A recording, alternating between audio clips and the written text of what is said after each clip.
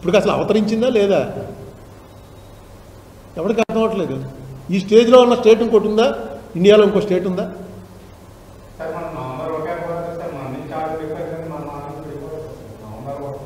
మన నుంచి వాళ్ళు విడిపోయారా, వాళ్ళు మన నుంచి విడిపోయారా అనడానికి ఎవరి దగ్గర ఉండిపోయింది మొత్తం?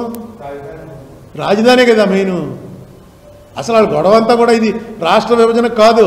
నేను చెప్తే ఎవడో వినలేదు. అప్పుడు నేను ప్రెస్ మీట్, రాజమండ్రి ప్రెస్ మీట్లో కూడా చెప్పాను, ఇది రాష్ట్ర విభజన గురించి కాదు, హైదరాబాద్ సిటీ గురించి గొడవ. హైదరాబాద్ సిటీ రెవెన్యూ 72% ఉంది మొత్తం స్టేట్ రెవెన్యూలో.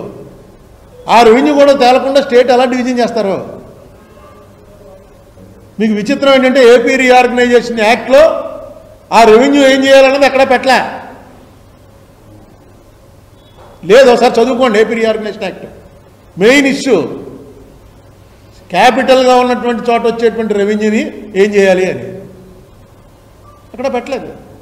ఆంధ్ర ఏర్పడింది, ఆడిని పిలుస్తున్నాం, ఈయన్ని పిలుస్తున్నాం, ప్రపంచంలో వాళ్ళందరూ వచ్చి క్యూ కట్టేశారు.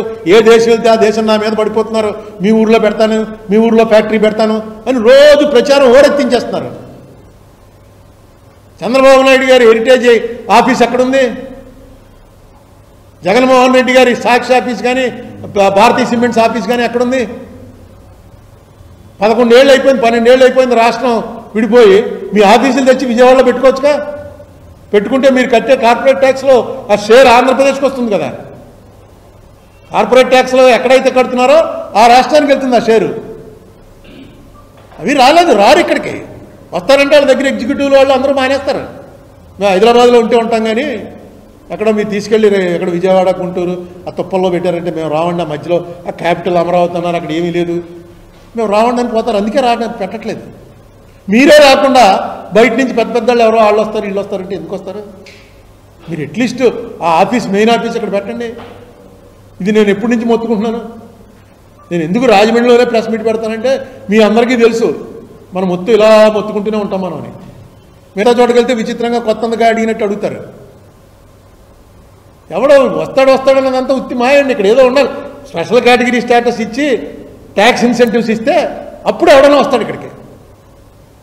లేకపోతే ఇక్కడికి రావడానికి అవకాశం ఏంటి, అవసరం ఏంటి? ఇప్పుడు వైజాగ్లో ఏదో వస్తుంది అంటున్నారు గూగుల్లో, దాని మీద ఒకసారి చూడండి ఎందుకు వస్తుంది ఇక్కడని.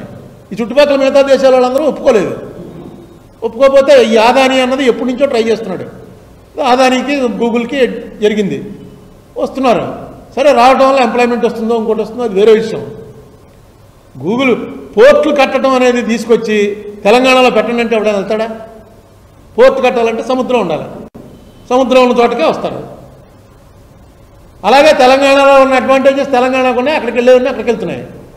ఏ వ్యాపారస్తుడైనా వచ్చి ఇక్కడ వ్యాపారం పెట్టాలంటే వాడికి లాభం వస్తే పెడతాడు తప్ప మన ప్రచారానికి లోబడి ఏవి రాబో. మనకన్నా ఎక్కువ తెలుసు వాళ్ళకి. వాళ్ళ సర్వేలు వాళ్ళు చేయించుకుంటారు, చేయించుకుని వాళ్ళు దాన్ని బట్టే వెళ్తారు. మనం ఏదో ప్రచారం వాడు వచ్చాడు వీడు వచ్చాడు కేవలం మన కోసం జనం చూసి ఆహా చాలా బాగుంది వచ్చేస్తుంది అనుకోవడానికి తప్ప దీనివల్ల పెద్దగా మార్పు జరిగేది ఏముండదు. మీరు ఇప్పుడు ఆ స్పెషల్ కేటగిరీ స్టేటస్ అనేది ఏముందో గత 10 ఏళ్ళుగా లెక్కలు చూపించి తీసుకురండి. గత 10 ఏళ్ళుగా మన రెవెన్యూ ఎలా ఉండేది? రెవెన్యూ పడిపోలేదు, బ్రహ్మాండంగా ఉందంటారు. ఇంకేం చేస్తాం? నిన్న 100 రూపాయలు వచ్చిందండి, ఈవేళ 150 రూపాయలు వచ్చింది, ఇంతకన్నా ఏం కావాలని. అది కాదు లెక్క. బాగా బ్యాడ్ స్టేట్ అనుకున్నటువంటి బీహార్లో నిన్న 100 రూపాయలు వచ్చేది 200 అయింది. ఆంధ్రప్రదేశ్లో మాత్రం 100, 150 అయింది. ఈ కంపారిటివ్ స్టేట్మెంట్ చూపించాలి. తెలంగాణ, ఆంధ్ర కలిసి ఉన్నప్పుడు ఎలా ఉండేది రెవెన్యూ, విడిపోయిన తర్వాత ఎలా ఉంది? మాకన్నా